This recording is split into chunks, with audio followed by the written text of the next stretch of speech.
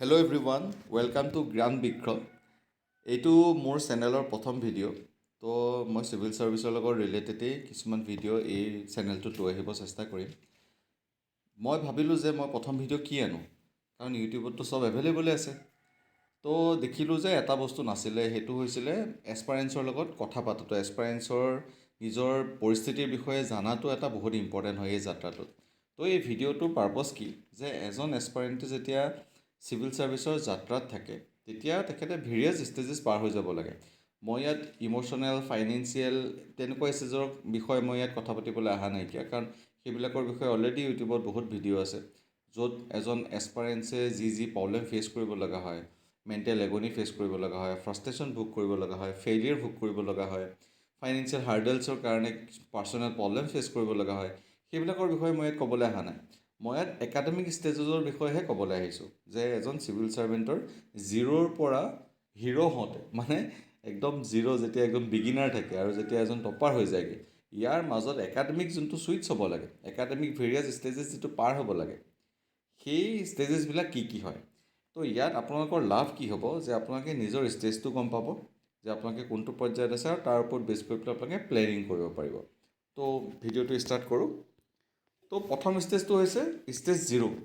Stage জিৰ'ত কি হয়, যে মই একোৱেই নাজানো, মানে মই ABCD বিষয়েও নাজানো, মই চিভিল ছাৰ্ভিচৰ বিষয়ে একোৱেই গম নাপাওঁ। ঠিক আছে, মই নাজানো ক'ৰ পৰা পঢ়িব লাগে, কি কৰিব লাগে, কি ছাবজেক্ট পঢ়িব লাগিব, কি ক'ৰ পৰা ষ্টাডি কৰিব লাগিব, কেনেকৈনো পঢ়ে, মই একো নাজানো।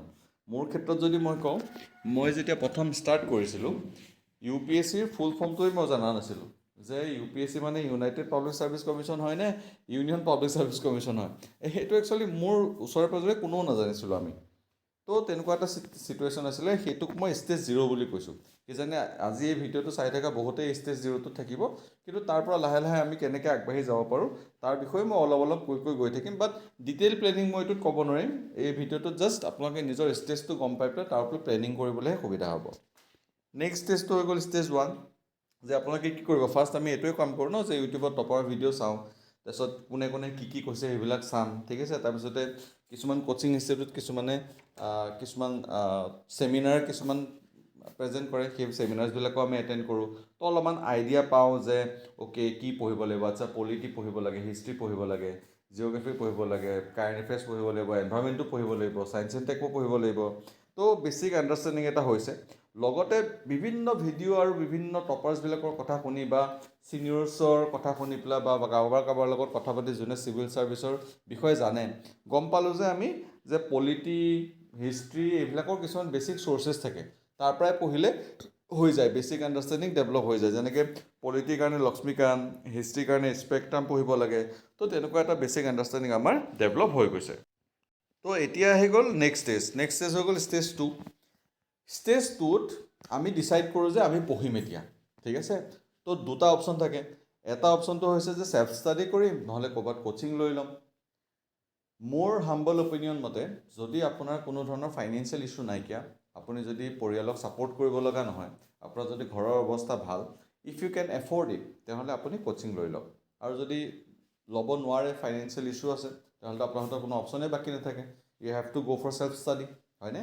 ইয়াতে কিছুমান এডভান্টেজ আৰু ডিছএডভান্টেজ আছে। মই কৈ দিছোঁ কোচিং লোৱাৰ কথা মই কিহৰ কাৰণে কৈছোঁ। মই ইয়াত কোচিং মাফিয়াক মই ইয়াত প্ৰম'ট কৰি থকা নাইকিয়া। খালি ইয়াত কি হয়, যেতিয়া আপুনি কোচিং লয়, এজন টিচাৰে যেতিয়া পঢ়ায়, তেতিয়া তেখেতে বিভিন্ন ছাবজেক্টবিলাকৰ মাজত ইণ্টাৰলিংকেজেছটো এষ্টাব্লিছ কৰিব পাৰে। সেইটো কাৰণে কি হয়, আমাৰ আইডিয়াটো অলপমান ব্ৰড হয়, আণ্ডাৰষ্টেণ্ডিংটো অলপ ব্ৰড হয়, আৰু সোনকালে আমি ছাবজেক্টবিলাক কি কৰিব পাৰোঁ, পঢ়িব পাৰোঁ। সোনকালে ছাবজেক্টছবিলাক আমি ডেভেলপ কৰিব পাৰোঁ, ইণ্টাৰলিংকেজেছটো ডেভেলপ কৰিব পাৰোঁ।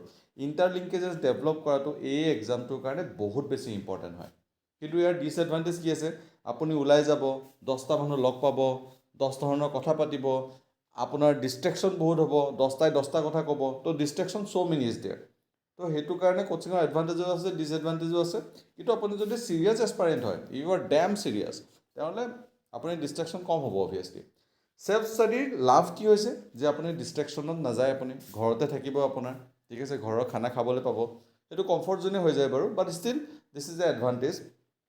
ডিছএডভান্টেজ কি, ছেল্ফ ষ্টাডি যেতিয়া আপুনি কৰিব, তেতিয়া আপোনাৰ ইণ্টাৰলিংকেজেছ কৰিবলৈ বহুত দিগদাৰী হয়। প্ৰথমতে ছাবজেক্টবিলাক গ্ৰেছ কৰি ল'বলৈ বহুত দিগদাৰী হয়। এজন কোচিং লোৱা ষ্টুডেণ্টৰ কাৰণে সেই বস্তুটো অলপমান ইজি কৰি দিয়ে টিচাৰে, কাৰণ টিচাৰে যেতিয়া পঢ়াই দিয়ে তেতিয়া মনত ৰাখিবলৈও ইজি হয়। তো ছেল্ফ ষ্টাডি কৰিলে এটা বস্তুটো মনত ৰাখিব লাগিব যে কোচিং লোৱা ল'ৰা এটাতকৈ বা ছোৱালী এজনীতকৈ ছেল্ফ ষ্টাডি কৰা ল'ৰা এটা বা ছোৱালী এজনীৰ সময় বেছি লাগিব বেছিক আণ্ডাৰষ্টেণ্ডিং ডেভেলপ কৰিবলৈ। বেছিক আণ্ডাৰষ্টেণ্ডিঙৰ কাৰণেহে দেই, তাৰ পিছত কিন্তু চব সমানেই হৈ যায়, ঠিক আছে। আৰু কোচিং ল'লে সময় অলপমান কম লাগিব বেছিক আণ্ডাৰষ্টেণ্ডিং ডেভেলপ কৰিবলৈ, ছেল্ফ ষ্টাডি কৰিলে তাতকৈ 2-3 মাহ সময় বেছি লাগিব পাৰে। তো এই দুটাৰ ভিতৰতে যিকোনো এটা আমি ষ্টেজ চুজ কৰিলোঁ।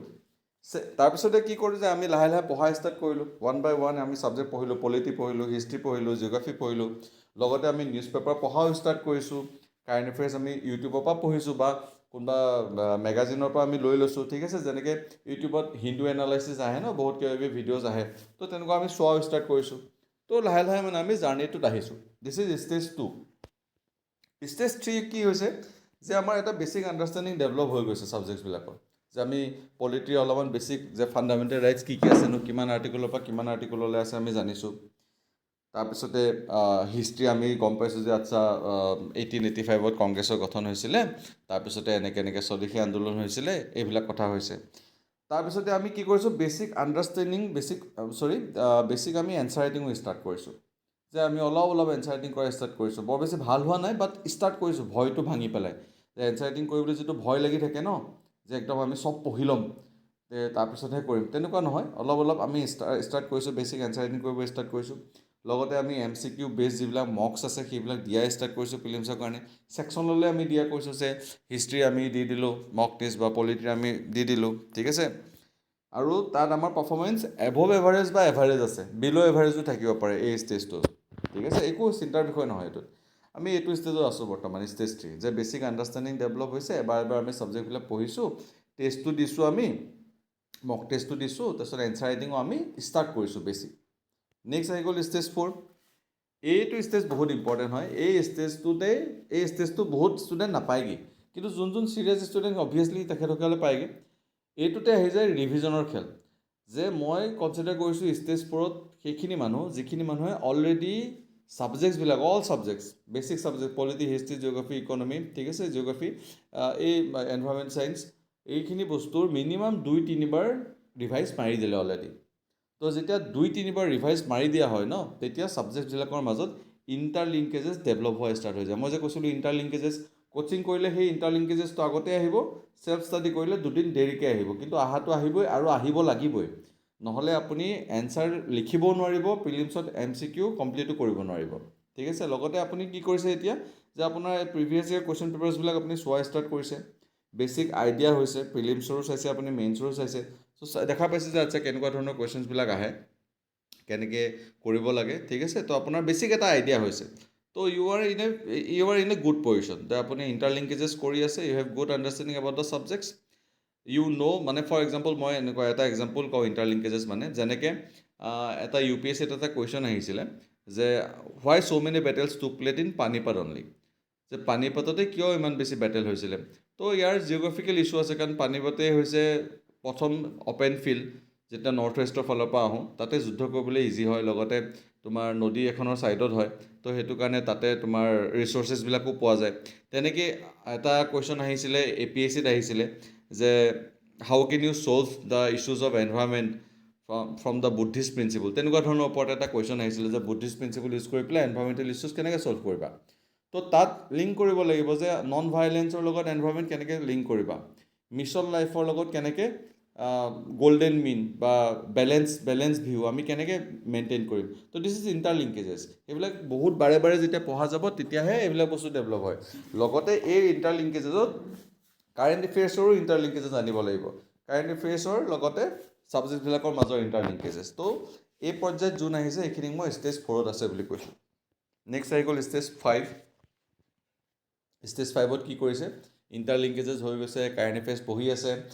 ষ্টেজ 5ত কি কৰিছে, টপিক্সবিলাক প্ৰিপেয়াৰ কৰা ষ্টাৰ্ট কৰিছে মেইনছৰ কাৰণে। চাওক, প্ৰিলিমছৰ কাৰণে টপিক স্পেচিফিকলি মানে প্ৰিপেয়াৰ কৰিব লাগিব বুলি কোনো কথা নাই, বাট একচুৱেলি মেইনছ আৰু প্ৰিপেৰেশ্যনৰ কোনো ৱাটাৰ টাইট প্ৰিপেৰেশ্যন নাথাকে, দুয়োটাৰে ইণ্টিগ্ৰেটেড প্ৰিপেৰেশ্যনে থাকে। বাট মেইনছৰ কাৰণে আপুনি টপিকবিলাক প্ৰিপেয়াৰ কৰিবই লাগিব। টপিক যেনেকৈ ধৰি লওক ফুড প্ৰচেছিং ছেক্টৰ, তাৰ সেইটো টপিকৰ ওপৰত আহি পেলাই আপুনি ইণ্ট্ৰডাকশ্যন কেনেকৈ লিখিব।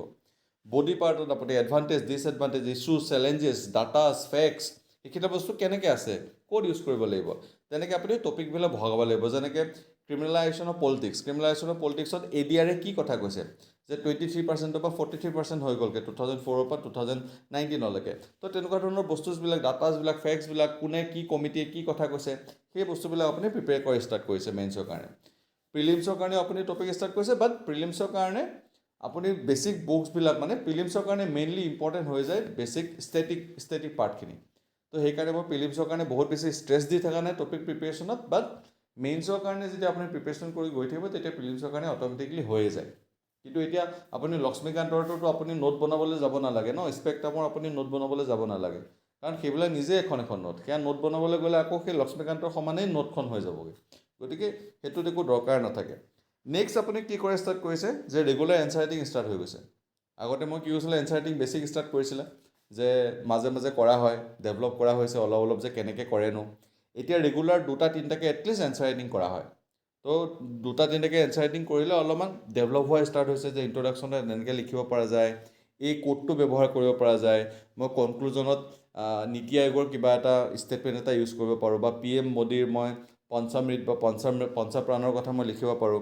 তো তেনেকুৱা ধৰণৰ আপোনাৰ ডেভেলপ হৈছে অলপ এনচাৰ ৰাইটিং কৰা ষ্টাৰ্ট কৰিছে। লগতে আপুনি মেইনছৰ মক টেষ্টটো দিয়া কৰিছে, মেইনছৰ মক টেষ্ট ফুল লেন্থ বা ছেকশ্যনেল আপুনি দিয়া ষ্টাৰ্ট কৰিছে, আৰু সেইবিলাকত আপোনাৰ পাৰফৰ্মেঞ্চ ঠিক ঠাক আছে, average, above average, below' average ঠিক ঠাক আছে, কিন্তু আপুনি দি আছে, ঠিক আছে। You are in a very struggle position right now, you are building up contents, you are giving the mocks, okay, you are developing the understanding, okay, so this is stage 5. এইখিনিত যোন আছে এইখিনি মানুহক মই stage 5 ৰাখিম। stage 6ত এটা important পাৰ্টটো হৈছে to develop an attitude to solve the MCQs। এইটো প্ৰিলিমছ পাৰ্চপেক্টিভৰ কাৰণে মই কৈছোঁ। Attitude to develop, attitude required to solve the unknown questions in prelims. আপোনালোকে যদি চাই APSC আৰু UPSCৰ যিবিলাক কুৱেশ্যনছ আহে ন, তাৰ ভিতৰতে 25ৰ পৰা 30টা কুৱেশ্যন একদম ইজি কুৱেশ্যনছ থাকে। মানে ইজি মানে কি, চিৰিয়াছ এক্সপিৰিয়েঞ্চবিলাকৰ 90% এইখিনি পাৰিব।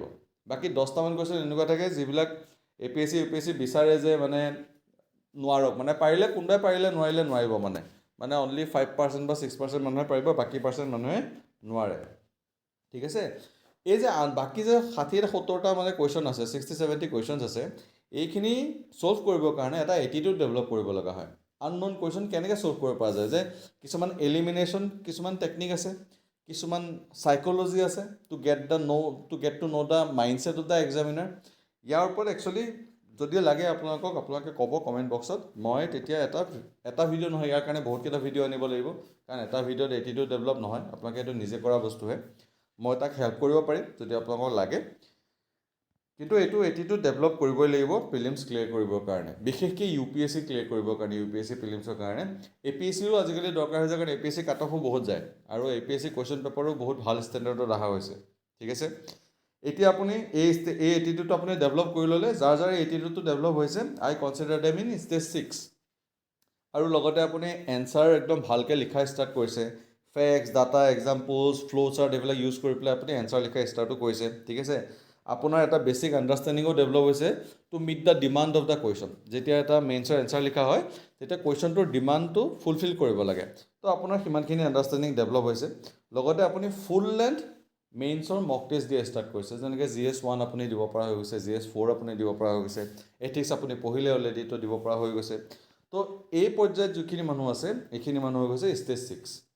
প্ৰিলিমছৰ কাৰণে এটিটিউড ডেভেলপ হৈ গ'লে আপোনাৰ প্ৰিলিমছ প্ৰত্যেকবাৰে ক্লিয়াৰ হ'ব, কোনো বাৰে নোহোৱাকৈ নাথাকে। মোৰ 6টা চিভিল ছাৰ্ভিচেছ মই মেইনছ দিছোঁ, মই কেতিয়াও APSCত মই কেতিয়াও মোৰ প্ৰিলিমছত মোৰ ফেইল হোৱাই নাই, মই কেতিয়াও। সেইটো বাৰু পিছৰ কথা বাৰু, বাট দিছ attitude is very important. Next আহি গ'ল stage 7। ইয়াত কি হৈছে যে আপুনি একদম ইমান ভাল পজিশ্যন আছে, এক্সকিউজ মি, ইমান এটা ভাল পজিশ্যন আছে যে আপুনি এনচাৰ লিখি আছে, ফ্ল' চাৰ্ট ইউজ কৰি পেলাই একদম এটিটিউডটো ডেভেলপ হৈ গৈছে, প্ৰিলিমছটো হৈ গ'ল বাৰু আপোনাৰ, মেইনছত আপুনি একদম ফ্ল' চাৰ্ট ইউজ কৰি পূৰা বঢ়িয়াকৈ লিখি আছে, কিন্তু ষ্টিল যেতিয়া আপুনি টপাৰৰ কপিখন চাই, তেতিয়া আপোনাৰ লাগে এই তেৰিকা মোৰ এনচাৰটো বৰ বেছি ভাল হৈ থকা নাইকিয়া, হয়নে? মই টপাৰৰ কপিৰ লগত, টপাৰৰ এনচাৰ্ছবিলাকৰ লগত মোৰ এনচাৰটো ইকুইভেলেণ্ট হৈ থকা নাইকিয়া, তো you feel little bit depress. তো আপুনি যেতিয়া নিজৰ এনচাৰটো টপাৰৰ কপিৰ লগত কম্পেয়াৰ কৰিব পৰা হৈছে, that is also' a very good thing.